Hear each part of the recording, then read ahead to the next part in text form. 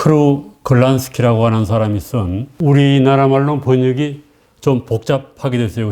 불확실한 걸 견디지 못하는 사람들. 원래 제목은 uncertain입니다. 1923년에 간행이 됐고 우리말로 아마 작년에 번역이 된 것 같아요. 이 책은 저를 보면 상당히 유익한 지식을 많이 얻었는데 심리학 책이에요. 인간의 모든 행동은 사람의 마음에서 나온다고 얘기를 하잖아요. 그런데 우리 마음이 어떻게 작동하는지에 대한 우리가 잘 모릅니다. 그래서 심리학이라고 하는 것은 그 인간의 마음이 아니면 정신이 어떻게 작용하는가에 대한 연구입니다. 그리고 심리학이 발전하기 시작한 것은 불과 200년도 되지 않습니다. 그리고 최근에는 엄청나게 많은 연구가 진행이 돼서 개인이라든지 사회의 모든 현상에 대해서 심리학적 설명을 제시하고 있습니다. 그런데 그것이 확실한 건 아니에요. 불확실해 제가 보기에는. 모순도 많고. 그럼에도 불구하고 심리학자들은 새로운 개념을 만들어내서 그 개념을 통해서 지금까지 보이지 않던 현상을 보는 겁니다. 클루 글란스키라고 하는 사람은 우리나라에 널리 알려진 심리학자는 아닙니다. 프로이드, 융, 열등감 이론을 내세웠던 심리학자가 1세대에 속하고 그 뒤로도 많은 심리학자들이 우리가 익히 알고 있어요. 크루 글란스키는 제가 보기에는 새로운 심리학 개념 하나 만들어낸 겁니다. 종결 욕구라고 하는 개념이에요. 종결 욕구. need to close. 뭘 그냥 끝내고 싶은 그런 마음이 인간에게 있다는 겁니다. 그것을 불확실성이라고 하는 개념하고 연결을 시켰습니다. 그래서 그 두 개념을 통해서 우리가 직면하고 있는 많은 현상들을 설명하고 있고 특히 최근에는 우리 사회뿐만 아니라 선진 민주주의 사회에서 일어나고 있는 정치적인 양극화, 극단주의 이런 것까지 설명을 하고 있습니다. 그리고 좀 최근에 우리나라 보게 되면은 이 이념적인 대립이 상당히 심화됐기 때문에 그것을 설명하고 대책을 마련하려고 하는 그런 책들이 상당히 많이 번역이 되고 있습니다. 그래서 아마 그런 책 중에 한 권인데 이 책은 거기에 집중한 건 아니에요. 이 책 보게 되면 총 14장으로 이루어져 있는데 그런 극단화라든지 이분법이라든지 사람들이 왜 그 IS라든지 이런 데 막 가잖아요. 젊은이들이. 그런 걸 설명하는 거는 요 2부에도 7장부터 9장에서 3장밖에 안 됩니다. 1장은 이제 서론격으로 불확실성과 종결 욕구에 대한 설명을 쭉 하고, 그 다음에 3부에서는 대단히 일반적인 얘기입니다. 애를 어떻게 하면 잘 키울 수 있을까? 우리가 어떻게 하면 좀 더 좋은 삶을 살 수 있을까? 물론 좋은 삶이라고 하는 것에 대해서는 사람들의 생각이 되게 각양하게 다를 수 있습니다. 그러나 정신병 걸린 것보다는 안 걸린 게 더 좋은 삶에 해당되는 거죠. 불안한 것보다는 평온한 게 더 좋은 삶이에요. 그리고 사회적으로 보면은 좀 더 성공한 거, 부와 명예와 지위라든지 이런 것이 높은 것이 더 좋은 겁니다. 그거 인정해요? 그걸 인정하는 것이 서구의 근대입니다. 그래서 좋은 삶이 뭐냐? 그렇게 물었을 때는 우리가 대부분 생각하는 건 다르지만은 한마디로 얘기하면 좀 더 행복한 삶이다. 이렇게 볼 수가 있는데, 행복이 뭐냐? 그러면 더 복잡하죠. 그래서 이제 이 사람은 그냥 그런 걸 전제하고 자신의 이 얘기를 전개하고 있는데, 책의 번역이 조금 저는 문제가 있다고 하는 걸 느꼈습니다. 제목부터 엉터리로 번역한 건가? 너무 시장을 의식한 건가요? uncertain이라고 하는 개념은 대단히 철학적 개념이에요. 과학 철학. 우리가 확실한 게 없잖아요. 특히 미래에 대해서는 확실한 게 없습니다. 미래를 알면은, 확실한 걸 알면 우리가 돈도 많이 벌고 좀 마음이 편안하겠죠. 그러나 미래를 생각하면 내게 사람들은 불안해합니다. 특히 이제 나이 든 사람은 어떻게 죽을 건가? 이게 되게 가장 불안한 거죠. 자식들에게 피해를 끼치고 죽었으면 좋겠다. 그래서 저는 안락사전 찬성하는데, 우리나라는 아직 안락사가 안 되고 스위스까지 가야 됩니다. 그래서 오늘 아침 조간신문 봤더니 카머넌이라고 하는 유명한 노벨 경제학상을 탄 분이 스위스 가서 1년 전에 안락사를 했더라고요. 그래서 90세인데 자기 삶을 확실하게 자기 의지대로 종결을 했다. 이렇게 볼 수가 있습니다. 그래서 저는 우리나라에서 이렇게 좀 의식이 바뀌어서 안락사를 허용하는 쪽이 어떤가 하는 생각을 해요. 미국은 허용하는 데도 있고 안 하는 데도 있습니다. 그러나 미국 시민이어야 돼요. 외국인은 안 됩니다. 유일하게 허용되는 데가 스위스예요. Escape Uncertainty가 일부의 제목입니다. 불확실성으로부터 탈출하기. 2부는 종결 욕구, 그래, 종결의 결과들. 이렇게 되고 3부는 Embrace Uncertainty. 이건 뭐 불확실한 것을 받아들인다, 감싸 안는다, 승인하고 용인한다 이런 뜻이죠. 원선 이런데 그 제목을 보게 되면 상당히 좀 이상하게 번역이 되어 있는데 아마 독자들을 끌려고 했던 게 아닌가 하는 생각이 듭니다. 그래서 이 책을 쓴 사람은 크루 골란스키라고 하는데 1939년생입니다. 유대인 같기도 해요. 이스라엘에서 교수를 하다가 지금은 미국 메릴랜드 대학으로 옮겨서 교수를 하고 있는데 원서 표지입니다. 어떻게 하면 당신이 가지고 있는 가장 큰 공포를 위대한 아니면은 좋은 힘으로 바꿀 수 있을까? 그러니까 공포감을 우리가 삶의 에너지로 바꾼다는 의미죠. 그런데 우리는 이렇게 번역을 했습니다. 불확실한 걸 못 견디는 사람들. 그리고 이제 이 아르 골란스키는 봤더니 최근에는 이 극단주의 연구를 많이 하고 있어요. 레디컬라이제이션 이것도 그렇죠. 그래서 상당히 제가 보기에는 설득력 있는 설명을 제시하고 있습니다. 그리고 이제 이게 제가 목차를 비교한 거예요. 어문 목차를. 이 오늘 그 설명하려고 했는 요 2부에 이게 중점적인 건데 흑백 논리의 함정, 공감력이 결여된 사람들, 왜 극단주의에 빠지는가 이렇게 되어 있는데 원래 제목은 7장은 같고 8장은 공감력이 결여된 사람들인데 그냥 제목은 어몽서 오더스예요. 다른 사람 가운데 있다. 그래서 사람은 사람 속에 있다는 의미죠. 그래서 뭐 우리가 공감력 하도 우리 사이에 유행하는 용어인데 그것을 의식해서 아마 이 공감을 넣은 것 같습니다. 원래 제목은 9장은 셀프 콘피던스에는 셀프 다우트입니다. 자기 확신과 자기 의심이에요. 그런데 그걸 이제 번역을 왜 극단주의로 빠지는가 이렇게 번역을 했습니다. 그래서 그걸 좀 감안하시고 보면은 좀 도움이 될 것 같습니다. 그리고 이제 이게 교보문고의 그 기본적으로 어떤 독자를 타겟으로 삼았나라고 하는 거 보이죠? 포퓰리즘. 이거 유행하잖아요. 사람들이 왜 포퓰리즘에 빠지는가? 이건 전 세계적 현상입니다. 그 다음에 음모론에 왜 끌리는가? 음모론은 우리 사이에 엄청 많았잖아요. 천안함부터 시작해서 세월호, 뭐 이게 다 음모론이 있죠. 사람들이 왜 음모론에 빠지지? 이런 생각 해볼 수 있습니다. 그리고 종결 욕구. 우리가 불확실을 못 견디는 건데 이거는 뭐 사람에 따라 상당히 다르긴 합니다만은 불확실성이라고 하는 거는 예를 들면은 저 같은 경우는 세금 고지서가 나오거나 또 교통벌칙금이 나오면 빨리 내요. 빨리 끝내버리는 거야. 어떤 사람들은 마지막 날까지 기다렸다는 사람이 있어요. 근데 그 사람의 심리적인 게 다르죠. 나는 그냥 빨리 끝내고 잊어버렸다 주인데 다른 사람들은 가급적이면은 늦게 돈을 내보내는. 누가 좋다고 얘기할 수 없어요, 그거는. 그래서 사람들이 불확실한 걸 끝내버리려고 하는 그것에 대한 반응이 사람마다 다르다는 겁니다. 그래서 사람들이 불확실한 것을 못 견디는데 이거는 종결 욕구와 관련이 있다. 종결 욕구란 말을 이 사람이 만들어낸 개념이에요. 이게 이제 심리학 교과서에 아직 안 나옵니다. 10년 뒤에 나올까? 나오면 이 사람은 성공한 거죠. 지금 이 사람 책에만 나와요. 대단히 편리한 개념이더라고요. 사람들은 왜 이렇게 슈퍼히로에 열광할까? 이건 그러잖아요. 유명한 사람입니다. 슈퍼맨, 스파이더맨, 뭐 이런 사람들이에요. 악당하고 싸우는. 전형적인 보면 서부 할극의 주인공입니다. 그리고 이제 현대 시대를 불확성 시대라고 그러잖아요. 뭐 어떻게 될지 모르잖아. 트럼프 같은 사람이 나타나가지고 막 해가지고 우리 경기에 어떤 영향을 미칠지. 뭐 팬데믹도 똑같은 불확실성이에요. 주식 투자하는 사람은 주식값이 어떻게 되지? 이거 불확실한 겁니다. 예측 불가능한 국제정세. 그래서 세상이 연결될수록 세상의 흐름에 영향을 끼치는 사람의 숫자가 많아집니다. 그러니까 더 복잡해지겠죠? 우리가 100년 전하고 오늘날은 비교하지 못할 정도로 우리 사회가 복잡한 거예요. 우리 삶에서 불확실성은 일종의 법칙에 가깝다. 예외가 없다는 게 일상적으로 다 불확실하다는 거예요. 우리는 바로 다음 순간 일어날 일조차 모른 채 불확실성을 안고 살아간다. 여기에서 무슨 지혜를 얻을 수 있지 않을까? 뭐 그런 얘기를 지금 하고 있습니다. 포퓰리즘이 왜? 요즘 우리나라는 뭐 신나치라고 하는 게 없는데 유럽에는 상당히 심각합니다. 지금 극우 정당들이 막 등장하고 있잖아요. 유럽 사람들에게는 신나치주의에 열광하는데 그게 왜 그럴까? 뭐 이런 얘기들을 이 책은 설명하고 있습니다.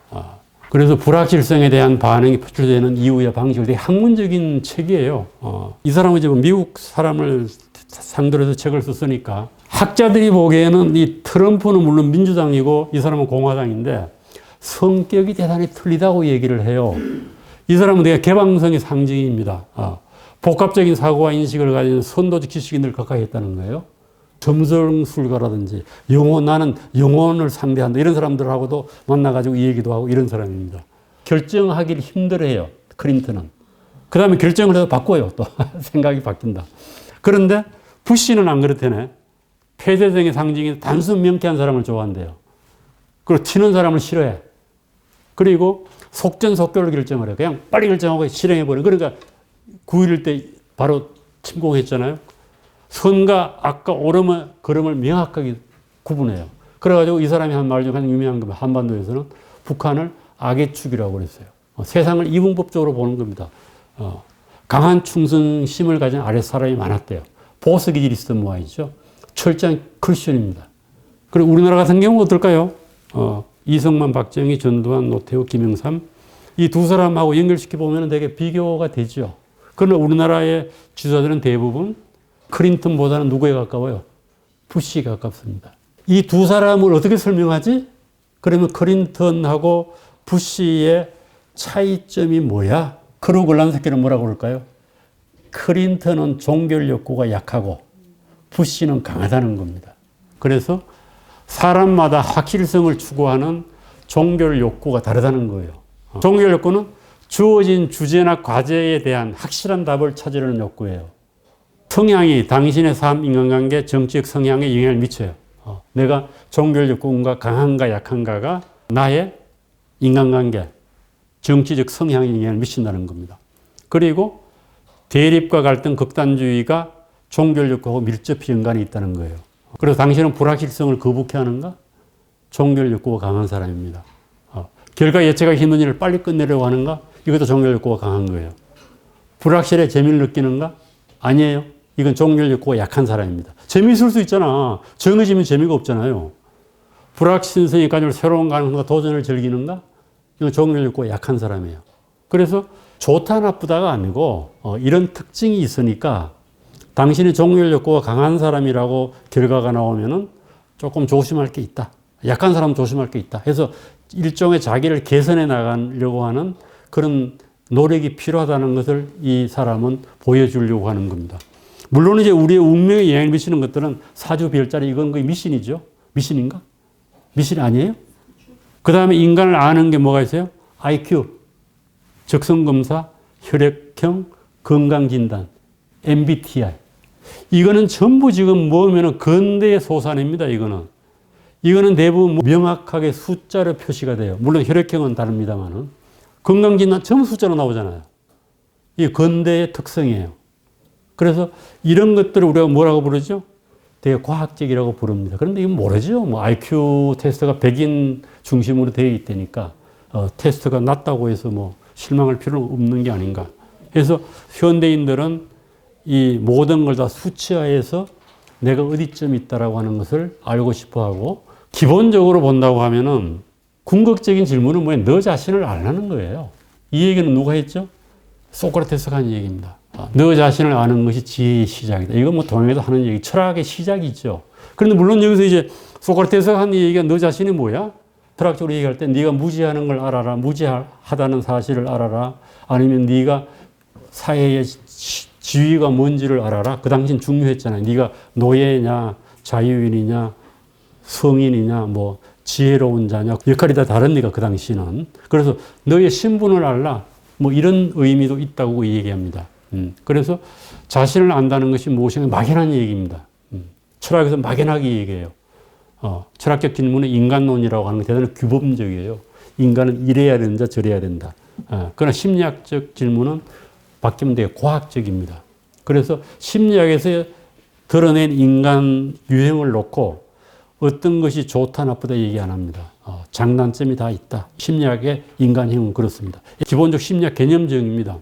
심리학은 인간의 행동과 정신 과정에 대한 무슨 연구?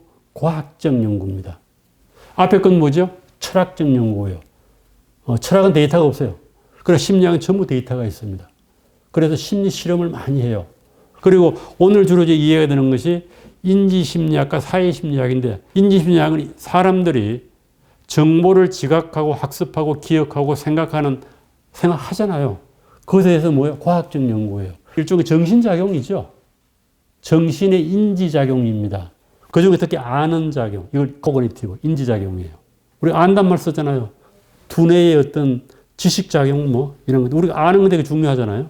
인지작용, 코그니티브 사이콜로지, 심리학의 종류는 무지하게 많습니다. 그 다음에 이제 사회심리학. 사회심리학은 우리의 생각과 느낌, 행동이 다른 사람이 어떤 식으로 영향을 받는지에 대한 연구. 인지심리학은 사람 하나의 머릿속에서 일어나는 거고, 사회심리학은 뭐야? 인간이 다른 사람에게 어떤 영향을 받아서 내 머릿속에서 나타나는 심리작용이에요. 그렇게 다른 거죠. 사회심리학도 대단히 중요합니다. 그래서 오늘 우리가 이 얘기하려고 하는 그 극단주의라든지 흑백 논리, 양극화 이런 건 어디에 해당될까요? 사회심리학에 해당이 됩니다.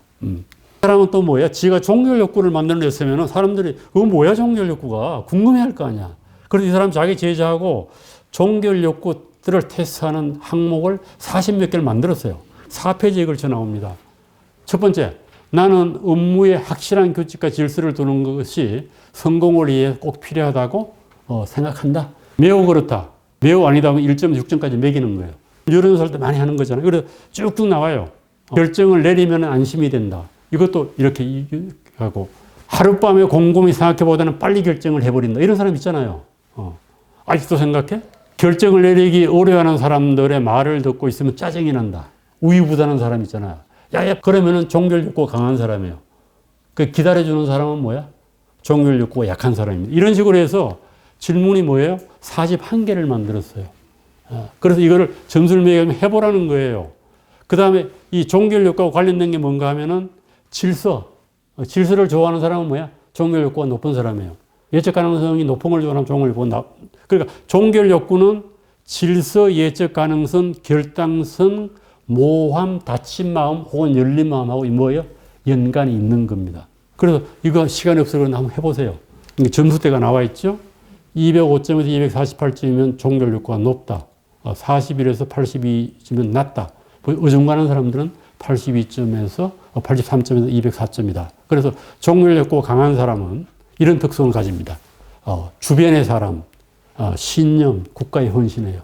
이거 필요하죠? 그 다음에 상호 헌신과 희생정신을 보여줘요. 조직이 존립하기 위해서는. 친사회적이에요. 그 다음에 이런 사람들은 뭔가 하면 다른 사람의 의견을 잘 안 들어요. 그냥 자기가 주어진 제한적인 정보로 결정을 해버리는 겁니다. 다른 사람의 의견을 좀 경청해라. 그러니까 충분한, 이 말이 애매한 거예요. 우리가 어떤 결정을 내릴 때는 충분한 정보를 모은 다음에 결정을 이러잖아요. 충분한 게 뭐야? 애매한 말이잖아요. 그래서 여러분들은 물건 살 때 어떻게 해요? 그냥 턱 보고 마음 들으면 사요? 아니면 가격 비교해요? 현대백화점 가보고 롯데백화점 가봐요? 아니면 남대문 시장 가고 동대문 시장 가봐요? 그 다음에 빨리 샀는데 가격이 비싸게 사서 성질나야 만나요. 그래서 너무 빨리 결정하는 사람은 좀 정보를 좀 더 많이 해봐. 그게 좋아. 이렇게 얘기하는 겁니다. 그 다음에 좀 융통성과 부드러운 태도를 가려라. 이거는 단호해요. 강한 사람들은. 고집, 나쁘게 하면 고집이 세. 노인들의 기본적인 특징이죠. 종을 요구 나는 사람 우유부단해. 흐리멍텅하다는 소리를 들어. 이것도 나쁜 거죠. 미지의 영역, 새로운 생각에 대해서는 대단히 개방적입니다. 그리고 특정 의견이나 사람 제도에 헌신 안 해요. 제도에 헌신하고 사람에 헌신하는 건 다른 거죠. 윤석열 대통령은 제도에 헌신했지만 사람에 헌신 안 해요. 이런 사람들은 뭐예요? 조금 더 그걸 강화할 필요가 있겠죠. 그래서 양자에는 모자 장단점이 다 있다. 그러나 균형 감각이 필요하다. 그렇게 얘기합니다만 끝으로 가면은 이쪽은 좀 문제가 많아. 극단주의와 흑백 논리 이쪽 사람들이 저지르는 거예요. 그리고 대표적으로 하는 게 이스라엘이 대단한 나라 아니에요. 군사적으로는. 그런데 모세 다얀이라고 하는 유명 국방장 있잖아요. 그때 기습을 당했어요. 왜 당했냐 이거야. 그렇게 군사적으로 정보력이 세다라고 하는데. 그 다음에 트로이 목마가 고전적인 겁니다. 이거 왜 트로이 목마가 트로이가 당했냐 이거야. 그러나 여기에 설명에 따라서 보면 뭐예요? 정보를 다 무시해요. 자기의 그냥 확신이 딱 서가지고 그거 아니야. 트로이 목마도 똑같아요. 주변에서 그 왕 보고 뭐 좀 이상하다 이 트로이 목마가 속 안에서 막 뭐 이상한 소리도 나고 그런데 그 사람 왕이 안 믿는 거야. 이런 것들이 종결 욕구와 관련되어 있고, 일반적인 생각이 뭔가 하면요. 지적 수준이 높을수록 자신감이 뭐예요? 있다라고 생각을 한다는 겁니다. 그래서 심리 실험의 결과는 아는 것이 적을수록 자신감이 높아져요. 우리말로 속담이 뭐가 있어요? 무식한 놈이 용감하다는 겁니다. 심리 실험이 그렇다는 거예요. 그래서 우리는 언제 결정을 내리는가 해서 여러 가지 이제 연구를 이 사람이 한 겁니다. 제가 과학철학 전공인데 이런 겁니다. 열을 받으면 철은 팽창한다는 거죠. 그 말 맞아요? 물은 빙점에서 얼죠. 우리가 과학적 법칙을 받아들이잖아요. 그런데 실질적으로 이제 얼마나 조사를 하고 이런 결정을 받아들이지 이렇게 묻는 겁니다. 그런데 그 과학철학의 책에 아무리 찾아봐도 안 나옵니다. 그것도 이상하잖아요. 그 얘기는 뭔가 하면은 과학철학적으로 충분한 증거라고 하는 것에 대한 증거가 없다는 거예요. 그 말은 맞아요. 그래서 이 사람이 가만히 봤더니 그럼 언제 우리가 결정 내리지 봤더니 그건 딴 게 아니고 우리 마음속에 존재하는 종결 욕구가 결정을 내리게 한다는 겁니다. 이 사람의 발견이에요. 그래서 우리 인간은 마음속에 내부에서 빨리 확신을 갖고 싶은 욕망이 있다는 거예요. 이게 종결 욕구입니다. 그럼 종결 욕구가 왜 생겼지? 이 설명이 가능하죠. 그것도 그 물을 거 아니야, 학자들은. 그래서 종결 욕구는 진화론적으로 생겼다는 거예요. 사람이 살아남으려고 하면 결정을 빨리빨리 내려야 될 순간이 많습니다. 원시인들 같은 경우는 앞에 호랑이가 나타나서 도망을 갈 것인가 싸울 것인가 결정해야 되잖아요. 그래서 종결 욕구를 가진 존재가 살아남는데 유리했다는 겁니다. 결정 못 내리면 많이 불리하죠. 그래서 진화론적으로는 그렇게 설명을 합니다. 그래서 일상적으로 살아가기 위해서 종결 욕구가 필요하다는 거예요. 그리고 우리 대부분은 뭐야? 그냥 심사숙고하지 않고 결정을 내리잖아요. 그리고 이제 살아남는 게 편한 겁니다. 에너지를 많이 안 쏟아요. 그래서 인간은 결국 삶의 과정이 결정의 순간이고 불확실한 걸 확실하게 만드는 그런 거인데 대개는 무의식적으로 결정을 내립니다. 그러나 중요한 결정에도 생각을 하죠. 뭐 중요한 게 뭐야? 결혼을 한다든지 직업을 구한다든지 대학을 간다든지 집을 산다든지 자동차를 산다든지 이럴 때는 그냥 의식적으로 많은 정보를 수집해서 결정을 내리죠. 그래서 종결 욕구에 영향을 미치는 이거는 뭐 인간의 의식에 영향을 미치는 게 뭐냐고 똑같은 거예요. DNA, 뇌의 구조, 그 다음에 교육 받은 것, 환경 이런 게 영향을 미치는데 어느 것이 결정적이라고는 할 수 없어요. 다 영향을 미쳐요. 그런데 우리나라 사람들은 국제적인 연구에 따르면 종결 욕구가 높은 국민으로 나옵니다.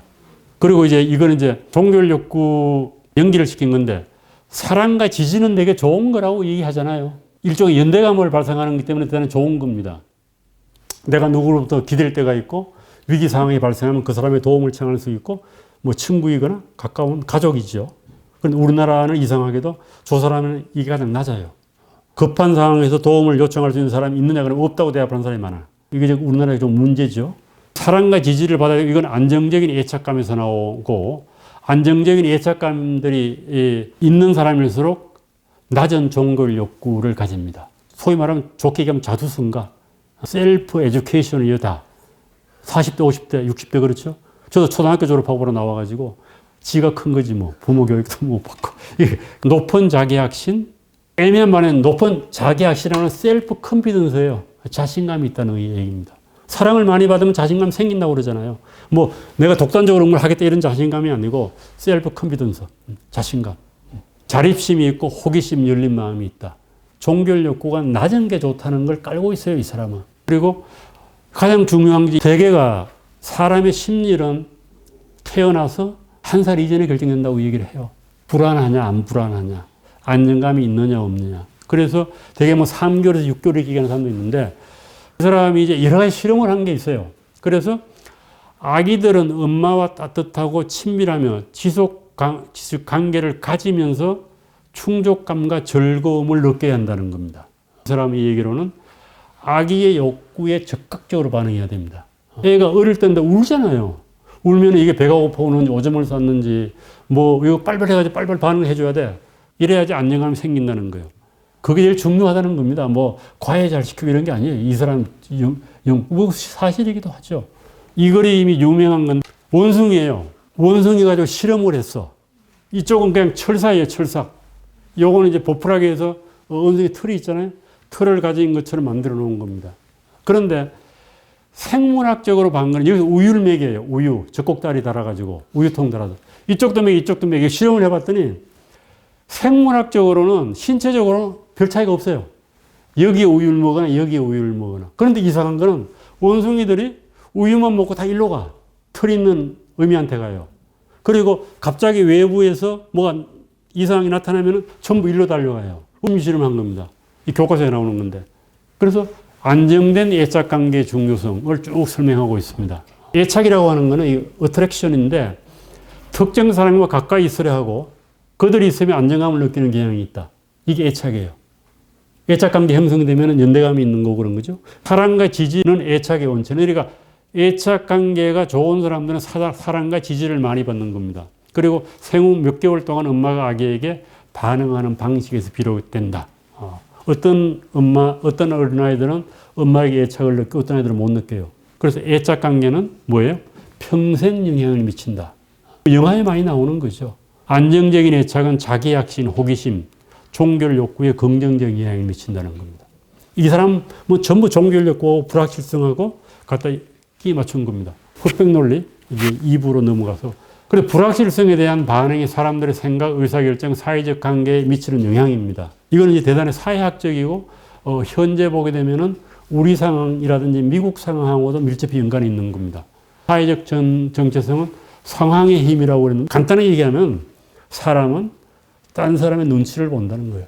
이걸 우리 철학적으로는 인정의 욕구라고 얘기를 해요. 이거는 뭐 플라톤에서부터 나오는 겁니다. 인간에게는 이성이 있고 감정이 있고 기계가 있다. 티모스를 그렇게 번역한 겁니다. 티모스. 플라톤 같은 경우는 티모스를 애매하게 설명을 했는데 후쿠야마는 티모스를 명확하게 설명을 합니다. 왜 군인들은 월급을 뭐 더 주는 것도 아니고 오래 살려고 하는 보장도 없는데 왜 전투에서 나가서 죽음을 무릅쓰고 싸우냐 하는 거예요. 그것도 일종의 설명이 안 되는 거 아닙니까? 우리 뭐 기업인들 보고 저 새끼는 돈 똑 들었다 얘기하는 그게 아니에요.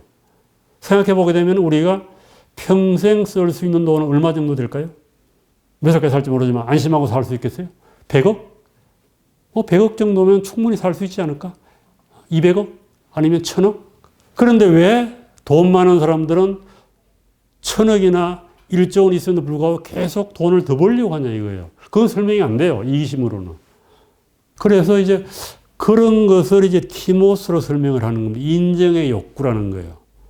내가 돈을 많이 버는 사람들이 날 존경하고 내가 다른 사람한테 인정을 받는 것 같아 본인은 기분이 좋고 사람들이 굽실거리니까 또 기분이 좋고 해서 타인으로부터 인정을 갈망하는 존재가 인간이라는 겁니다. 물론 그렇지 않은 사람도 있어요. 그러나 대부분의 사람들은 그럴 가능성이 높다. 재벌은 아니더라도 부자가 아니더라도 적어도 친구한테 인정받고 싶어하는 존재는 되고 싶어하는 거예요. 자기를 아는 사람들한테. 이게 인정의 욕구예요. 그게 뭐 돈, 명예 이런 것이 아니고 사소한 게 그런 거죠. 그러니까 자식들은 누구한테 인정받고 싶어요? 부모에게. 존 스타인백의 분노의 포도라든지 영화 유명한 제임스 딘 나오는 에덴의 동쪽 다 그런 거 아니에요?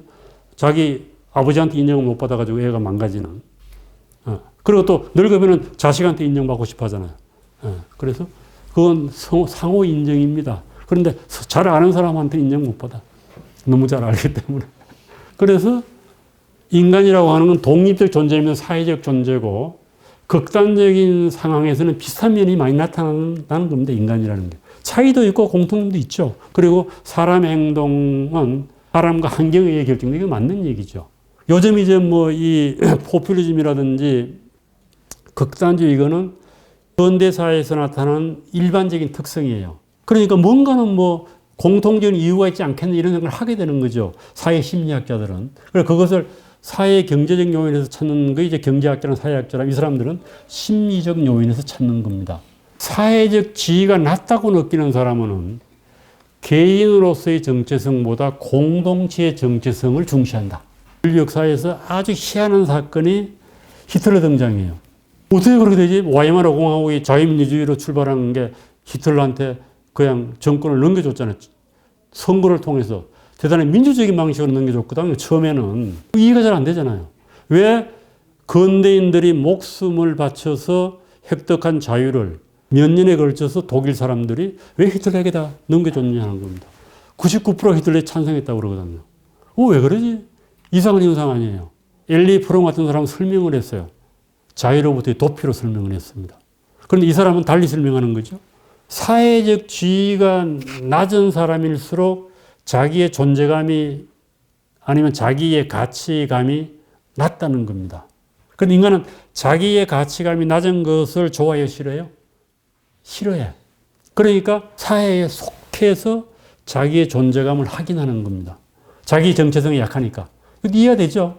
그래서 대한민국 그럴 때 막 하는 거는 다 평등하게 대한민국 사람인 거죠. 그러니까 잠시 있는 겁니다. 자기의 사회적 지위를 잇는 거예요.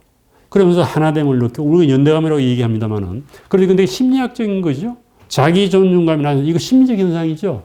이런 사람일수록 집단적인 서사에 빠진다는 겁니다. 집단적 서사라는 거는 집단에만 몰려가지고 뭘 막 하자는 거 있잖아요.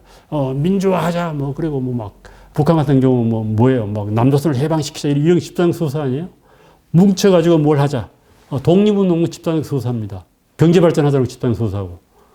요즘 우리나라 같은 경우는 이게 갈려가지고 싸우는 것도 이것도 뭐예요? 집단적 서사예요. 역사적 서사가 다른 거죠. 그래서 자신의 삶의 의미가 부족하면은 사회적 정체성을 확인하려고 하는 겁니다. 그게 대단히 중요한 거예요. 그리고 현대인이 불행한 이유는 뭔가 하면은 사회적 정체성, 역사적 정체성이 약화된 겁니다. 우리 옛날에 조선시대 같은 경우는 가문의 영광이다, 이런 서사가 있었잖아요. 그리고 기독교적으로 보게 되면 내가 기독교 신자가 된다고 하는 거는 하나님, 신이라고 하는 큰 역사적 흐름에 내가 동참하는 겁니다. 그래서 그걸 존재의 체인이라고 불러요. 그래서 중세 사람들은 대개 다가 뭐예요? 서사의 일부가 됨으로써 심리적 안정감을 느끼고 삶의 의미를 찾고 했다는 겁니다. 그런 서사가 근대의 개인주의가 되면 다 깨진 겁니다. 그래서 집단적 서사는 현대에서 나쁜 거라고 보는데, 꼭 나쁜 건 아니지. 우리 경제 발전하자 이런 건 좋은 거잖아요. 그런데 자기 삶의 의미를 못 느끼는 사람들. 철학적으로 이거 따져보면 의미가 없어요. 까미라든지 이런 거 보면 이방인 같은 소설 나오잖아요. 이유가 없어. 내가 왜 살아야 돼? 이유가 없어요. 그러니까 삶은 불안정하다고. 그래서 의미를 자기가 찾아야 되는데 못 찾는다는 겁니다. 그래서 이런 것들이 다 미국의 포퓰리즘이 급증한 원인이라는 겁니다. 이 사람이 보기에. 그리고 특히 이제 지식인들은 트럼프 싫어하잖아요. 메가를 설명해요. Make America Great Again. 그러니까 여기에 메가에 동조하는 사람들은 이걸로 보면 뭐예요? 미국에서 자기 존중감 낮은 사람들입니다. 백인이면서 고등학교 나온 사람들, 일반 노동자들입니다. 이런 사람들이 열렬한 트럼프 지지자예요. 소위 말하면 러스벨트의 노동자들, 근로자들. 그리고 이 사람들은 트럼프 된다고 해서 저한테 달라질 게 그게 없다는 거야. 실질적으로, 정책적으로는. 그럼에도 불구하고 트럼프의 열광한 이유는 뭐예요? 트럼프의 지지자가 됨으로써 나의 존재감이 생기는 겁니다. 그래서 메가와 사회 정체성, 이거 이제 연구를 한 건데, 이거는 72년도, 2010년도에 이게 어떻게 된 거죠? 백인들의 고소득층, 저소득층, 주관적 사회계층인데, 백인들이 어떻게 됐어요? 여기에 비교해서 뚝 떨어진 거예요. 소득도 떨어지고 뭐죠? 주관적 사회계층도 뚝 떨어진 겁니다. 중산층에서 다 무너져 내려앉는 거예요. 그러니까 미국 정신의 본질은 중산층이 되는 건데, 중산층 희망이 없어요. 우리 지금 애들도 그러잖아요. 부모 세대만큼 못 살 것 같다는 게 우리 지금 자식들의 생각 아닙니까? 아버지만큼 살 수 없을 것 같아. 이렇게 얘기하잖아요. 존재감의 상실과 굴욕감이 있고 국가로부터 버림받은 것 같다. 그래서 미국을 다시 백인에게. 이게 이제 메가의 기본적인 모토입니다. 이민 안 받겠다. 못 받겠다. 블루칼라층 미국인이에요. 그리고 트럼프가 뭐라고 그랬어요? 나는 가방끈이 짧은 사람을 좋아한다. 이게 자기 지지자입니다. 물론 이 사람들의 숫자가 그렇게 많지 않습니다. 그럼에도 불구하고 이 사람들은 뭐예요? 결정적인 선거에 영향을 미치는 거죠. 그래서 종교 욕구와 극단주의의 등장은, 높은 종교 욕구는 내 집단에 대한 긍정적인 지향성을 유도합니다. 내 집단은 어떤 가치를 공유하는 집단이고 내가 속한 집단이에요. 외 집단은 바깥, 외국인들, 모르는 사람, 낯선 사람들. 이게 외 집단이에요. 그런데 이제 내 집단에서도 또 갈라지죠. 우리나라 같은 경우 보면 보수다 진보다 갈라지잖아요. 태극기 부대하고 촛불 부대가 갈라지잖아요. 그게 똑같은 겁니다. 그래서 외 집단에 대해서는 뭘 표현해요? 적대감을 표시합니다. 그리고 공감력이 약하고 주로 이제 미국의 얘기입니다, 이거는. 이민자에 대한 적대감이 있고, 이슬람 극단주의가 등장하고, 이념적 양극화가 설명이 돼요. 그래서 이분법적인 사고가 나옵니다. 이거는 뭐야? 흑백 논리라는 거죠. 흑과 백이 있으면 중간에 뭐야? 그레이 존이 있는데, 이거는 무시하는 거, 사람들이 양쪽으로 쏠리는 거예요. 이건 도덕적 자기확신입니다. 강해요. 나는 옳다. 나는 선이고 너는 악이다. 아군과 적군. 이 냉전적 사고예요. 냉정적 사고의 전개는 이게 이제 1940년대, 50년대 아닙니까? 2차 세계대전도 러시아와 미국이 같은 편이었잖아요. 연합군으로. 그러다가 이제 6.25 전쟁 이런 걸 이제 계기로 해서 세계가 자유진영과 공산진영으로 갈리죠. 국가 대 국가가 갈렸어요. 우리가 혜택 봤어요? 안 봤어요? 혜택을 대단히 많이 봤습니다. 우리나라는. 저는 그렇게 봐요. 일본도 혜택을 보고, 미국의 우산 아래, 군사적으로. 여기까지는 뭐 그런 대로 괜찮은 것 같아요. 제가 보기에는. 지금 신냉전 시대라고 얘기를 합니다. 그러나 여기서 더 발전하면 이게 뭐가 되는 거예요? 내부 전쟁이라. 이게 나만의 심각한 거예요. 지금 최근 일어나는 건 뭐야? 내부가 집단 간의 갈등이 일어나는 겁니다. 많은 사람들이 불안해하고 불편해합니다. 그다음부터 개인 대 개인으로 가는 거예요. 집안에서 싸우잖아. 생각이 다르다고. 선거 때마다 그런 현상 많이 나타나잖아요. 결국 이걸 크게 보면은 냉전적 사고가 국가 대 국가에서 집단 대 집단에서 개인 대 개인으로 이렇게 지금 순차적이 돼버린 겁니다. 어느 사회나 똑같아요. 미국도 그렇다고 그러잖아요. 우리나라 선진국이 된 건가? 그래서 정오하고 갈등하고 상대를 말살할 때까지 싸워야 됩니다. 힘과 폭력, 군사적 해결에 대한 신뢰와 의존이 높아져요. 상대와의 대화 안 해요. 지금 20대가 그렇다잖아요. 여자는 이쪽에, 남들 이쪽에 가지고 사회적 분열과 갈등을 조장한다. 그래서 결국은 흑백 논리 이런 특징을 가지고 있는 이것이 급진주의와 테러리즘으로 간다는 겁니다. 그래서 이 사람이 급진주의와 테러리즘을 연구해 보니까 그 밑에는 뭐가 있다? 흑백 논리가 있다는 거예요. 우리와 그들 선함과 악함, 옳음과 그름을 나누고 맹신자들이 생겨나고 신나치주의자가 하루아침에 반나치주의자가 되기도 하고 심리로 보면 똑같은 거예요. 신나치주의나 반나치주의나. 그래서 결국은 흑백 논리는 복잡하고 유용한 정보를 무시하고 종교를 갈망하고 마음의 평화를 얻는다. 이렇게 심리 현상으로 설명을 하는 겁니다. 흑백 논리의 함정 이건 쭉 뭐 다 보면 그런 겁니다. 해피엔딩을 바라는 마음. 악이 망하고 선이 승리하고 이게 마음의 안정을 주는 겁니다. 종교 욕구에 맞아요. 서부국은 되게 뭐 선과 악의 대결이에요. 선의 승리를 하잖아요. 이게 사람들의 종교 욕구가 맞는 겁니다. 결과가 확실하게 되는 거 아니에요. 요즘 이것이 뭐로 바뀐 거예요? 배트맨으로 바뀌고 슈퍼맨으로 바뀐 겁니다. 그런데 현대판 서부 활극은 악당이 계속 승리해. 영화에서는 요즘 악마가 이기는 게 많아. 이게 현대의 특성입니다. 그래, 그게 이제 무너진 거죠. 어떤 의미에서. 해피엔딩을 바라는 마음이나 영웅들, 슈퍼맨에게 열광하는 이유도 뭐하고 연관이 있다? 종교 욕구, 강한 종교 욕구에서 나왔다. 학점 편향이 일어난다. 뭐 이런 말 많이 나오지 않습니까? 그래서 결국은 이 종교 욕구라는 불확실성, 이 흑백 논리는 뭔가 하면 정보 처리 방식하고 연관이 있다는 거예요. 인간의 뇌라는 게 결국 뭐예요? 정보 처리 과정이잖아요. 정보를 받아들이고 판단을 하고 행동하는 거 아닙니까?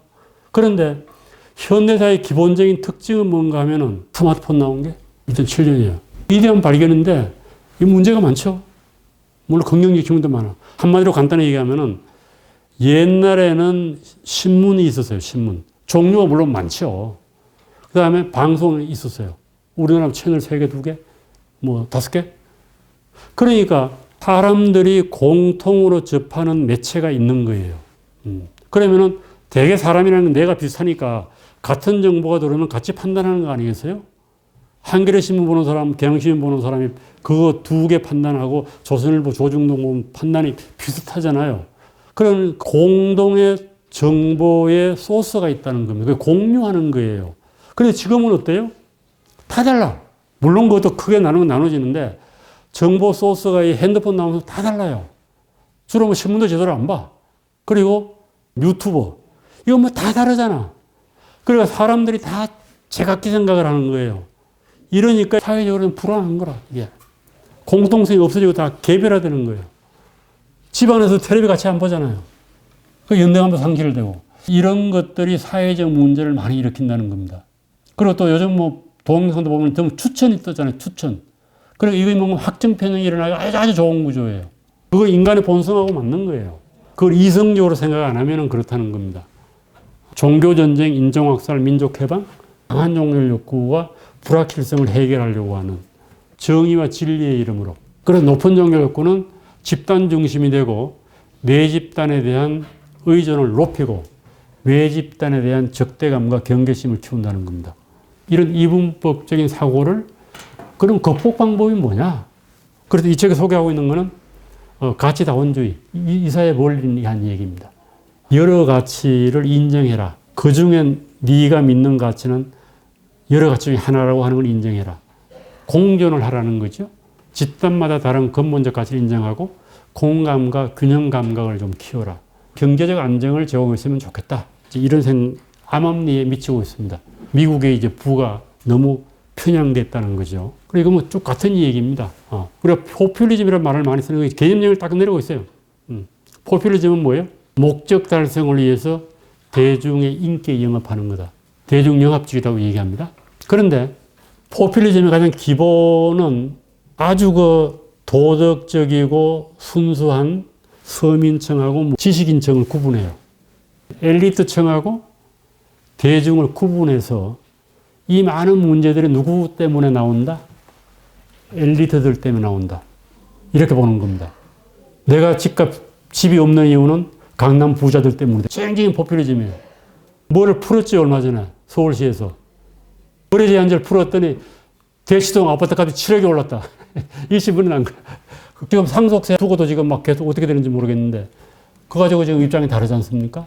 그러니까 있는 놈 없는 놈, 배운 놈 못 배운 놈 계속 사회를 갈등식으로 가는 겁니다. 포퓰리즘이라고 하는 게. 그리고 무조건 뭐야? 돈 많은 사람 돈을 뽑아가지고 너한테 주겠다는 거 아니에요. 법원의 가장 기본적인 복지 포퓰리즘은. 그런 얘기입니다. 그래서 미국의 기준으로 하면 대중은 순수하고 인정이 많은데 엘리트는 착시적이고 부도덕하다. 그럼 여기서 엘리트층이 뭔가 하면 워싱턴 기득권 집단, 자본주의 집단, 군산복합체. 우리식으로 얘기하면은 방위산업체. 그런 거죠. 연방정부. 그래서 지금 트럼프가 뭐 하겠다는, 이거 손보겠다는 거 아니야. 연방공무원들 다 자르겠다. 그래서 세계적으로 포퓰리즘 정치가가 득세하고 있다. 르펜, 프랑스의 신우파인가요? 푸틴, 모디, 인도, 트럼프. 지금 독재자가 등장했죠. 그런 사람들이 다 이 포퓰리즘 정치, 우리나라는 누군지 모르겠어요. 그래서 그냥 포퓰리즘 득세하는 이유는 대중의 분노와 좌절. 나는 희망이 없어. 경제난, 불평등 심화.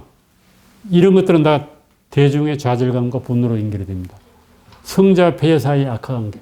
특히 이제 이 세계화 시대가 되면서부터 그 혜택은 누가 본다?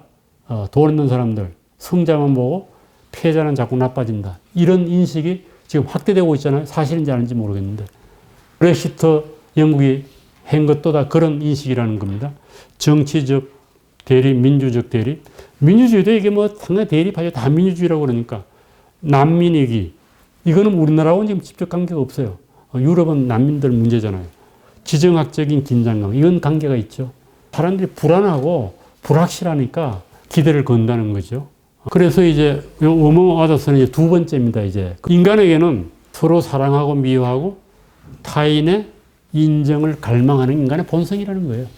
그래서 여기서 가장 중요한 건 뭐죠? 타인의 인정을 갈망한다는 겁니다. 인간에겐 이런 욕구가 있다.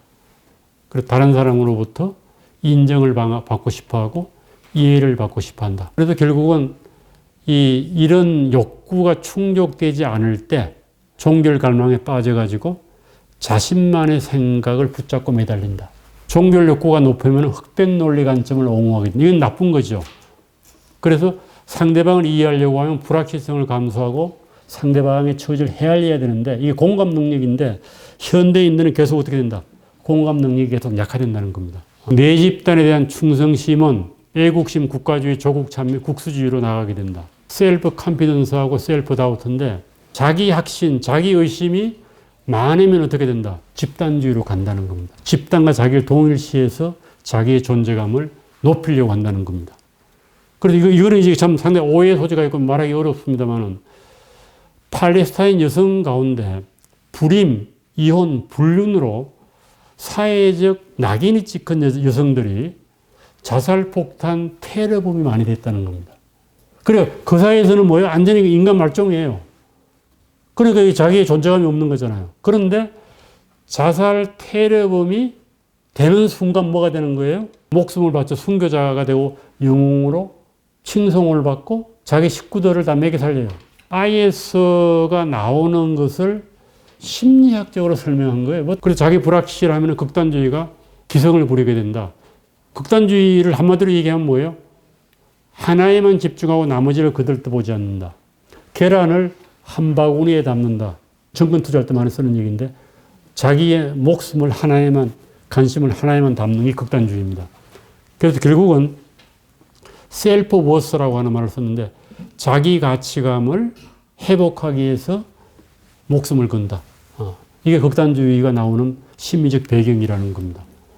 그래서 결국 신성한 가치에게 자기 자신과 동일시해서 자기를 인정받으려고 한다. 그래서 절대 이런 사람한테는 이 딜이 안 통해요. 너 뭐 돈 줄 테니까 하지 마라 이런 거 안 통합니다. 목숨을 건 사람들이기 때문에. 그래서 결국은 폭력적 극단주의를 포기하려고 하면 어떻게 해야 하냐.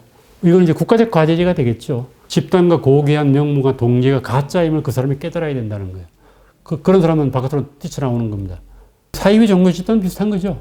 처음에는 막 이렇게 들어가서 활동을 했는데 조금 보니까 그 지도자가 문제가 많은 거예요. 그러면 나오게 됩니다. 이런 식으로 이 프로그램을 만들어가지고 국가에서 관리를 해야 된다. 이 주장을 하고 있는 실제로 파키스탄 같은 경우에 성공을 거뒀다네.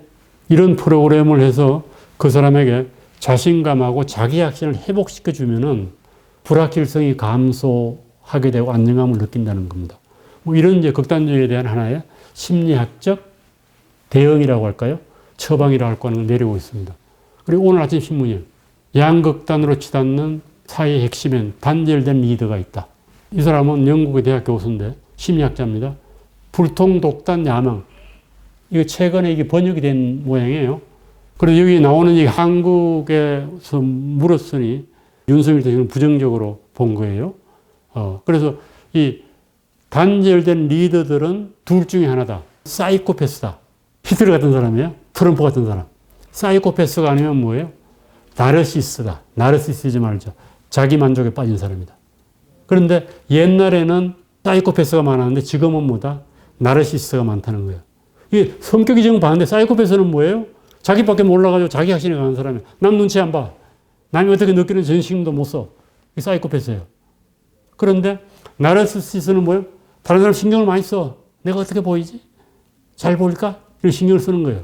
이 사람이 보기에 처방이 뭐냐 이거야 그러면. 이런 지도자들이 지금 많다는 거야 지금. 르펜이니 뭐 트럼프니 푸틴이니 뭐 다 이런 놈들이에요. 모디니. 어떻게 해야 되냐? 정치인들이 정신감정을 받도록 해야 한다. 심리학자 등 전문가 집단이 그들의 정신과 행동을 분석하고 어떤 인물인지를 검증해야 된다는 거예요. 이미 조종사, 경찰, 군인은 이거 하고 있다는 거예요. 불안해 보이는 군인이 있으면 그거 받잖아요. 조종사 이임하잖아요. 그래서 수시로 그걸 받는 거야. 네 정신이 건강하냐 정상이냐 이거를. 정치인은 그거 안 받는 거라는 거야. 뭐 받아야 돼요? 그거 이번에 헌법 개정할 때 넣어야 되겠네. 이 사람의 대안이에요. 아주 재밌는 대안이죠. 엘리얼리라고 하는 이 사람 재밌는 사람이에요. 이 사람 책을 몇 년 전에 감명 있게 읽었는데 합리적 비합리주의. 인간의 대부분의 행동은 뭐야? 합리적이야 비합리적이야? 비합리적이에요. 그러나 그것에 대한 설명은 뭐다? 합리적으로 설명할 수 있다는 거예요. 인간의 비합리적인 설명을 합리적으로 설명할 수 있다. 그 책을 냈어요, 이 사람이. 번역됐지, 몇 년 전에? 이 사람도 한마디 했어요. 이 사람 책 번역됐어요.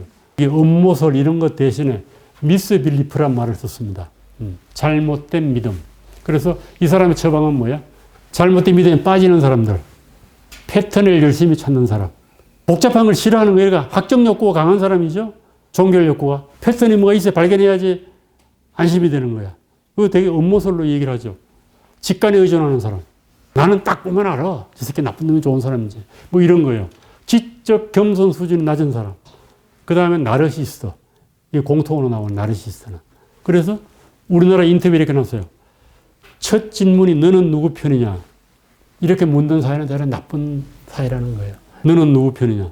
질문을 바꾸면 어떻게 돼요? 무슨 유튜브 보세요? 아니면 무슨 신문 보세요? 이거 똑같은 질문이에요. 어디에 사세요? 궁금한 거야. 이거는 좋은 사회가 아닙니다. 그래서 이 사람은 한국이 이렇게 묻는 다음에 한국 사람은 병들었다는 겁니다. 그리고 자기 책을 사보라는 거지. 인터뷰 이렇게 했어요. 3부에는 뭐 embracing uncertainty입니다. 우리 삶의 지혜를 주는 거예요. 불확실성을 받아들이기.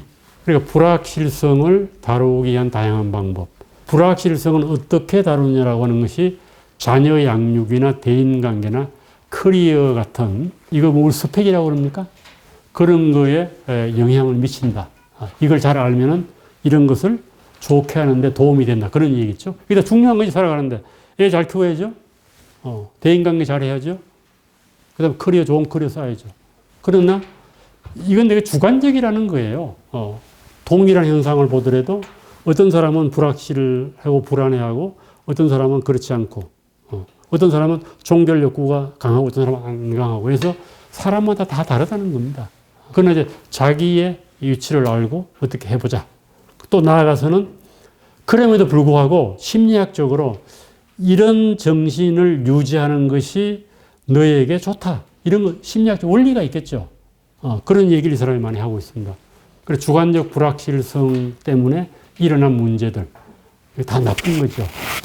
인간 행동의 동기, 분류해서 가치와 예상으로 설명을 합니다. 가치는 어떤 일이나 결과의 바람직함 또는 바람직하지 않음을 얘기하는 거고, 예상은 어떤 결과가 일어날 가능성에 대한 느낌입니다. 그래서 여기서 우리가 비관주의와 낙관주의를 나누는, 이건 많이 쓰던 거죠. 그러나 이걸 이제 심리학적인 용어로 재해석을 해주는 겁니다. 낙관주의자가 뭐야? 심리적으로는 인간이 뭐예요? 인정하고 다른 사람으로부터 영광을 받고 싶어 하죠. 사람들이 일반적인 거 아니에요? 영광 홀로 받아서 기독교인들 좋아하는 말 아니야. 영광은 대단히 중요해요. 그로리, 인정받는 것. 이것이 앞으로 좋아질 것이다. 상승할 것이라고 믿는 게 뭐예요? 낙관주의입니다. 우리 뭐 그런 사람도 뭐라 그래? 저 새끼는 근거 없는 낙관주의자다. 그러나 심리적으로는 그게 좋다는 거예요. 낙관주의자가. 그러나 비관적인 사회적 여건은 너무 많죠. 포포 같은 사람은 낙관주의가 되는 것은 도덕적 의무다 이런 얘기를 해요. 왜 그런가 하면 비관주의가 돼서 우리가 아무것도 할 수 없다는 거야. 뭐라도 하려고 하면 좋아질 거라는 기대가 있어서 해야 할 거 아니에요. 비관주의자는 뭐예요? 다치거나 죽을 하락의 가능성을 보다. 몰락의 가능성을 보는 사람은 비관주의자예요. 뭐 물 한 컵 넣고 어떻게 보냐 이거 비관주의냐 낙관주의냐 그거 테스트 하잖아요. 뭐 그런 얘기입니다. 비관주의가 돼야 돼? 낙관주의가 돼요? 낙관주의가 돼야 된다는 거. 심리학적으로. 그 다음에는 향상 초점이 있고 방어 초점이, 이게 사람을 두 개로 다 나누는 거예요, 또. 향상 초점이 있는 사람은 뭐예요? 나는 좋은 일이 일어날 것이다. 여기에 초점을 맞추는 겁니다. 일어날 좋은 일에 초점을 맞고, 운이 좋아야 얻을 수 있는 명성과 재산에 초점을 맞춘다. 이 현실 가능성은 없어요. 그러나 열심히 노력하면 나도 부자가 될 거야. 이 향상 초점이에요. 방어 초점은 뭐예요? 나는 안 돼. 다 망해. 이게 방어 초점이에요. 그래서 방어 초점이 강한 사람들은 실패하지 않으면 다행이라고 생각을 합니다. 이것도 인간의 심리예요. 그리고 이제 누구는 낙관주의고 누구는 비관주의자고 누구는 향상 초점이 강하고 누구는 방어 초점이 강하냐. 성장 환경이 얘기해요. 과거, 현재 영향을 미치니까. 그 다음에 가족 역학관계. 집안에서 맏아들이냐 막내냐. 이 맏아들이 문제가 많아. 그 예를 하나 듭니다. 아주 그 좋은 집안에 막내하고 맏이 있었는데 부모들은 맏이에 대한 기대를 너무 많이 해요. 이래야 된다, 저래야 된다. 막내는 아무 기대가 없어. 그런데 결과적으로 어떻게 했어요? 맏이는 망하고 막내가 성공했어요. 막내는 그냥 아무 기대가 없으니까 지 하고 싶은 대로 한 거예요. 부모가 하고 싶은 대로 해라. 이게 집안의 역학관계예요. 이것도 영향을 미친다는 겁니다. 양육이 결정적인 영향을 미친다. 아이가 잘하면 보상을 하고 그렇지 않으면 애착을 거두는 방식의 양육은 향상 초점형 정서 반응을 키운다. 너무 무반응을 해도 안 돼요. 잘하면 보상을 해주고 못하면 애착을 거두라. 관심이 없는 것처럼. 아이가 잘못하면 벌을 주고. 부모들 그런 부모 있어요? 잘하면 무덤덤하게 반응을 보여라. 이 반대로 하는 거예요. 이거는 뭐를 키워요? 향상 초점이 아니라 방어 초점을 키운다는 겁니다.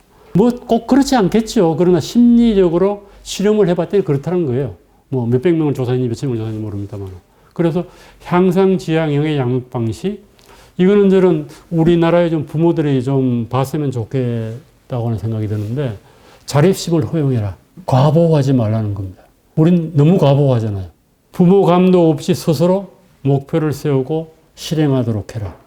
우리는 내 능력을 믿는다. 넌 잘할 거야. 이런 믿음을 보여줘야 된다는 거예요. 실수를 통해 배울 수 있는 우발성을 기회를 주라는 겁니다. 그리고 자율성을 부여하고 책임감 있게 행동할 것이라고 하는 기회를 숨기지 마라. 가족과 공동체에 대한 강한 유대감이 중요하다. 그래서 이 책에 보면 유대인들이 아이 키우는 방법이 나옵니다. 유대인 이렇게 키운다는 거예요, 유대인들은. 우리 이제 과보해가지고 요즘 대학의 학점까지 부모가 관리한다며요. 잘못된 거죠. 저도 부모한테 학점 잘못 줬다고 항의받은 적이 있는데, 뭐가 잘못된 거예요? 수강치기는 부모가 다 해준다는 거야. 망한다는 거예요, 나라가. 넘어지면서 일어나고 배운다 이겁니다. 요즘 젊은 애들은 실패를 너무 두려워해서 실패할 기회가 없어. 그러니까 애들 문제가 많다. 이런 얘기가 허용되는 겁니다. 그리고 또 이제 긍정심리학의 부상, 이건 심리학의 이 얘기예요. 식센트 미하이하고 셀거리만이라고 하는 사람인가? 그 두 사람이 이제 이거를 발견해가지고 현재에는 상당히 유행을 시킨 겁니다. 그러니까 이전에는 심리학이 주로 병적 현상만 연구했어요. 병적 현상. 정신병자, 우울증 환자, 이런 사람들만 연구했는데, 긍정심리학은 감사, 용서, 경애, 영감, 희망, 호기심, 웃음, 이런 것들이 행복과 만족감을 돋운다는 겁니다. 심리적으로. 그렇잖아요. 그래서 이거는 심리학계를 연구를 안 했어, 그동안. 그런데 최근에 심리학자들은 여기에 연구를 시작한 겁니다. 이게 잘못하면 자기개발서 비슷하게 되는 건데, 그러나 심리학은 과학이니까 증거를 대면서 어떻게 하면 우리가 좀 더 행복하고, 어떻게 하면 좀 더 편안한 마음을 가지고, 또 어떻게 하면 좀 더 삶의 질을 높일 것인가에 대해서 심리학자들이 처방전을 제시하는 겁니다. 우리가 어떤 행동이 결과가 나왔을 때에 그것에 대한 반응 내지 해명을 하는데, 이건 셀리그먼이라고 하는 사람이 긍정심리학 책을 쓴 사람, 유명한 사람입니다. 이 사람이 그걸 설명하는데 세 가지 개념으로 설명을 해요. 지속성, 만연성, 개인화입니다.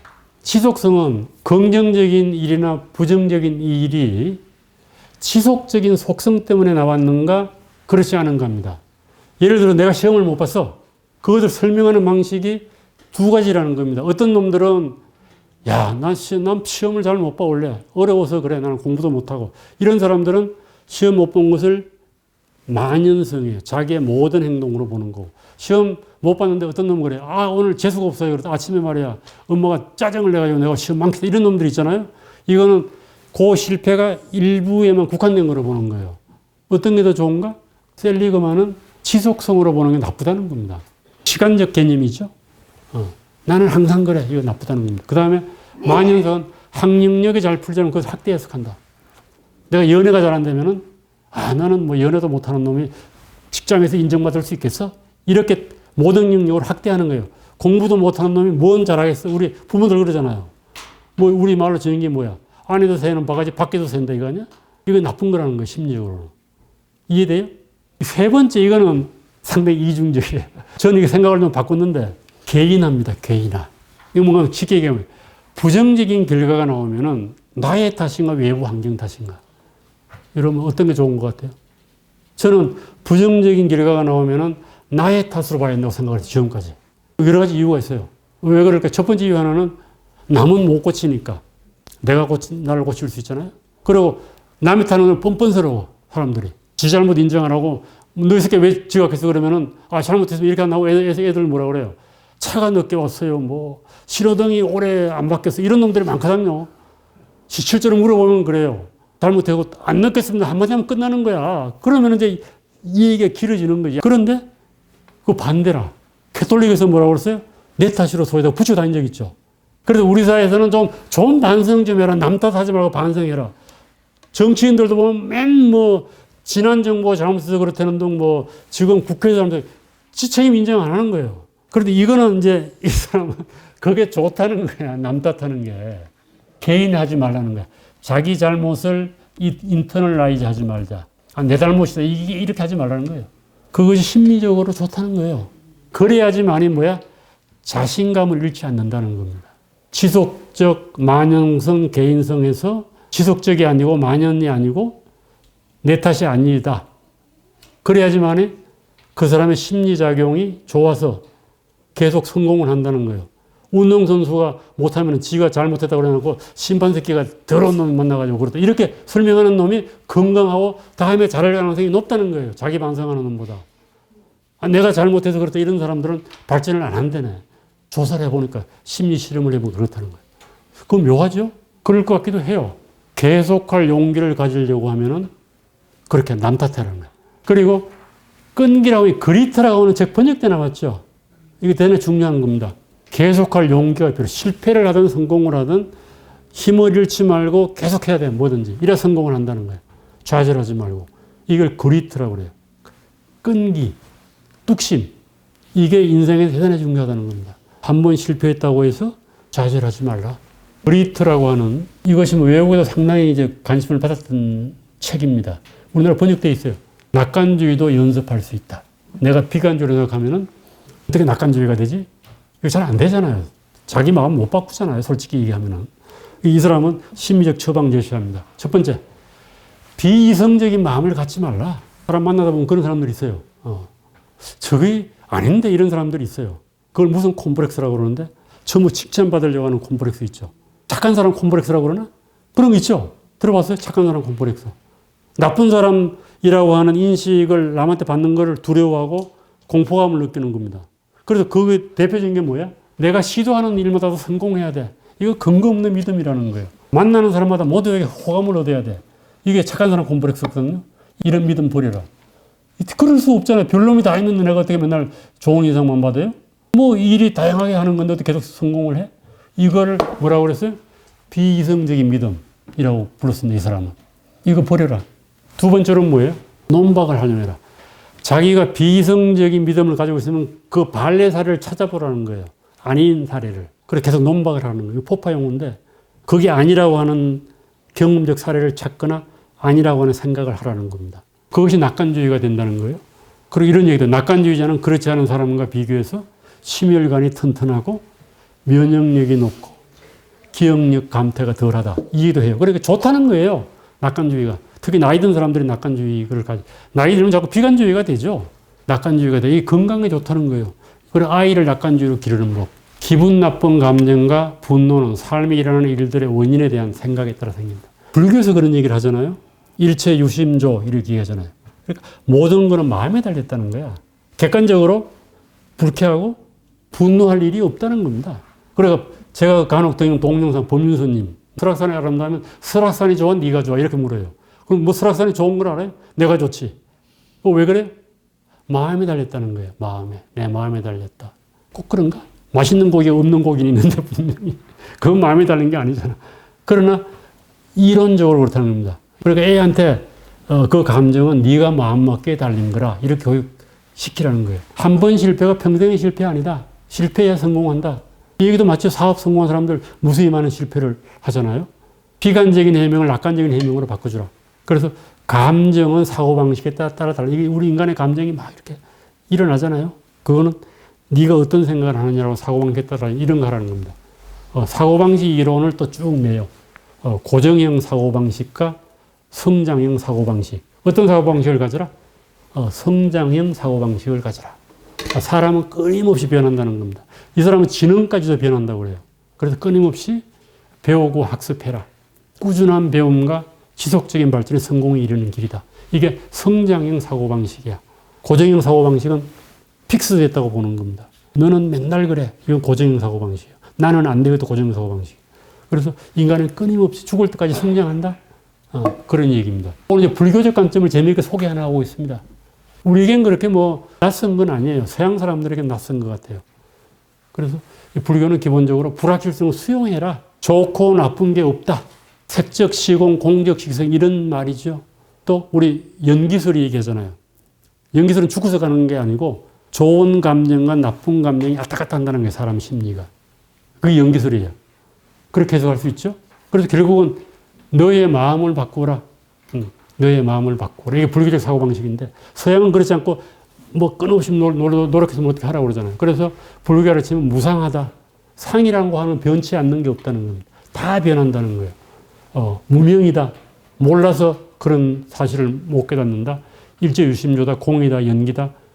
또 여기에 세옹지마다. 세옹지마. 이거 우리 알고 있는 고사죠. 여기에 인용하고 있습니다. 그러니까 좋고 나쁜 게 없다는 거예요. 이건 북경에 사는 어느 노인의 말이 적군, 나라로 뛰어간 거예요. 도망간 건가? 그래서 사람들이 야 아깝다고 그랬는데 노인이 두고 보자. 이거 좋은 일인지 나쁜지 모른다는 거예요. 그랬더니 얼마 지났더니 뭐예요? 말이 새끼들을 딸고 몇 마리 데리고 돌아온 거예요. 그래서 사람들이 아 좋은 일이다. 그랬더니 또 두고 보자. 그게 좋은 일인지 나쁜 일인지. 그러다가 또 애가 말을 타다가 뭐 다리가 부러져가지고 뭐 그랬더니 아 또 두고 보자. 좋은 일. 그래가지고 또 전쟁이 나왔더니 애가 안 끌려갔어요. 딴 애 다 끌려 죽는데. 그래 그 얘기는 뭔가 하면 이 좋고 나쁜 게 그냥 뭐 순환하고 그냥 그런 거지. 거기에 대해서 희비 절거하고 하지 마라. 초연해라 초연. 뭐 이런 게 불교에 가르치라는 거예요. 우리가 성공을 해야지 방법 찾지 말고 실패를 피해야지 방법 찾지 말고 뭐 하라는 거예요. 감정적으로 무관심해라. 그래야지만이 내면의 자유와 마음의 평화가 온다. 이것도 그럴듯하잖아요. 그래서 요즘 명상 많이 해요. 저 명상에 효과 있다고 봅니다. 잡념을 없애주고. 그래서 불교의 가르침을 소개하고 있는데 아마 서양에서 불교가 서양하고 다른 식의 삶의 태도를 보여주니까 이것이 인기가 있는 게 아닌가 하는 생각이 듭니다. 불확실성은 좋은 것만도 아니고 나쁜 것도 아니다. 서론으로 되돌아간 거죠. 그러나 중간에서 상당히 좀 나쁜 것처럼 얘기를 했어요. 불확실성에 대한 반응은 스스로 만드는 것이다. 자신의 심리적 반응을 인지하고 수정해야 된다. 자신감을 끌어올려야 한다. 불확실성을 마주할 수 있게 해주는 낙관주의, 성장형 사고방식, 끈기를 키워라. 고정형이라고 하면 성장해라. 이런 얘기를 하고 있습니다. 중도에 대해서 얘기를 쭉 해요. 극단적으로 대응하지 마라. 이런 얘기가 쭉 나옵니다. 결론으로 가면은 인생이 그런 거다. 희로애락하게 하지 마라. 그러면서 뭐 모든 것은 사소한 일일 뿐이다. 지나놓고 보면 그러잖아요. 그리고 뭐 성경 전도서 뭐 헛되고 헛되니 모든 것이 헛되다. 전도서 얘기해요. 젊은 사람이 이러면 좀 곤란할 것 같은데 이런 태도를 좀 가지고 살아보면 좋지 않겠느냐. 우리가 뭐 왕이 그 솔로몬 왕이 쓴 거인지 아닌지도 모릅니다만 여하튼 성공과 실패에 좀 신경을 꺼라. 지나친 욕망을 좀 자제해라. 자신을 좀 객관적으로 바라봐라. 뭐 이런 얘기가 심리적으로 좋다는 거예요. 그럼에도 불구하고 쉽지 않죠. 그리고 마지막에 가서 하는 이 얘기는 뭔가 하면은 또 다시 이제 미국으로 돌아가서 좀 다양성을 인정해라. 이게 힘든 거죠. 사실 다양성 인정한다는. 이게 다양성에서 다원주의가 문제도 많아요. 그러나 아직 우리나라는 미국만큼은 다원화된 사회가 아닙니다. 그래서 기껏 요즘 뭐 갈등이라 이념 갈등, 남녀 갈등 정도는 미국은 상당히 복잡한 것 같습니다. 민족, 종교, 흑백 갈등 뭐 이런 거 심하잖아요. 우리나라도 아마 그것도 시대가 올 가능성도 높습니다. 다양성을 인정하라는 말처럼 어려운 말이 없어요. 그리고 이건 이제 철학적으로 상대주의적인 거다. 상대주의. 그래서 민주주의는 상대주의예요. 누가 옳고 누가 틀린 게 아니에요. 상대주의를 인정하는 토대가 형성돼야지만이 민주주의가 발전할 수가 있다는 거거든요. 그런데 우리는 지금 가장 잘못된 게 뭐예요? 민주주의를 다수결로만 보는 겁니다. 그래서 타협할 생각도 안 하고 저끼리 싸우다가 그 다음에 어디로 가요? 법원으로 가. 그래서 정치의 사법화 이거 대단히 나쁜 겁니다. 정치 영역을 넓혀야 되거든요. 타협하고 절충하고 합의하고 대화하고 이게 중요한 건데. 그래서 이런 것들이 아마 우리의 전통적인 어떤 심리 구조하고도 연관이 있는 것 같아요. 도덕교 가서 보면 뭐 충신들만 뭐 죽은 사람들이죠. 이 사람들은 막 떠받들잖아요. 그리고 변절했다고 그러고. 이 시대가 좀 가면은 변할 거라고 저는 기대를 합니다. 배신자, 배반자, 아직 이런 말들이 우리나라에는 대단히 유행하고 있고. 그래서 이 책이 뭐 읽어보면요. 어느 정도 동의 되는데 동의 안 되는 부분도 있어요. 그럼에도 불구하고 종결 욕구라고 하는 개념을 새로 만들어서 인간과 현대사회에 대한 그 나름의 설명을 제시하고 해결책을 밝혔다고 하는데 저는 의미가 있다고 봅니다. 그래서 철학보다는 심리학이 좀 더 구체적이에요. 이거 제가 최근에 깨달은 것 중 하나예요. 저는 이제 그동안에 정치학, 뭐 법학, 사회학 이런 데 좀 관심을 가졌는데 심리학에 대해서 관심을 가진 거는 이게 되게 결정적으로 중요한 것 같습니다. 그래서 우리가 살아가는데 구체적으로 어떤 도움을 줄 수 있는 책이 아닌가 하는 그런 생각이 들었습니다. 감사합니다.